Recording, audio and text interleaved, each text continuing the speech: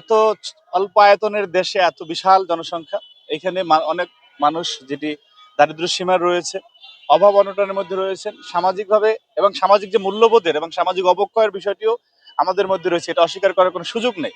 সেই কারণে যে অপরাধ প্রবণতা, সেই অপরাধ প্রবণতা বাড়ছে। কিন্তু সরকারকে জনগণ যে ম্যান্ডেট দিয়ে তাদেরকে সেই জায়গায় নিয়েছে, সেই জন্য সরকারের প্রচন্ড রকম দায়বদ্ধতা রয়েছে যে আইন শৃঙ্খলা পরিস্থিতি নিয়ন্ত্রণে রাখার। সেই জায়গাটা থেকে আমাদেরও সরকারের প্রতি, সরকারের যে চেষ্টা রয়েছে, সদিচ্ছা রয়েছে, সেটাও আমরা জানি। পাশাপাশি নাগরিক হিসাবে আমাদের দায়িত্ব কর্তব্য রয়েছে যে এই বিষয়গুলি যাতে প্রশমন ঘটে সেই বিষয়ে সচেষ্ট হওয়ার। পাশাপাশি আমার কাছে মনে হয় যে এই যে আজকে প্রশাসনিক সেট আপটি রয়েছে আর কি, এটি দীর্ঘদিনের ফ্যাসিবাদী কাঠামোরই। দেখা গেছে যে অনেকে সেখানে পদায়িত ছিলেন, সেই সমস্ত লোকগুলি আছেন।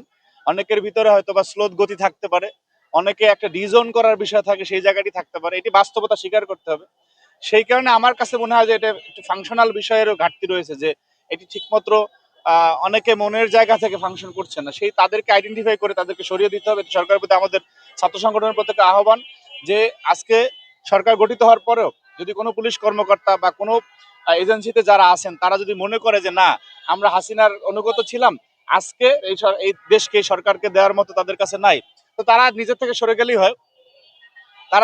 সরে গেলেই হয়। এখানে আপনার সরকারের কাছ থেকে জনগণের ট্যাক্সের টাকা যদি কেউ নিয়ে সে যদি দেশকে ঠিকমতো না দেয়, আমি মনে করি সেই সমস্ত ব্যক্তিদের থাকার কোনো দরকার আছে বলে আমরা মনে করি না।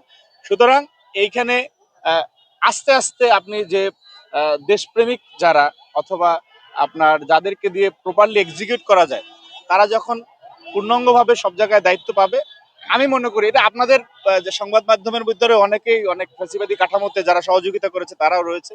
সেই কারণে দেখবেন যে আপনাদের অনেক স্লোত গতি হয় অনেক জায়গায় অনেক কিছু ফাংশন করতে। তো এই বিষয়টা একদম অস্বীকার করার কোনো সুযোগ নেই, কারণ একটি বিপ্লব পরবর্তী সময়, একটি অভ্যুত্থান পরবর্তী সময় আপনার অনেক কিছু অগোছালো থাকে।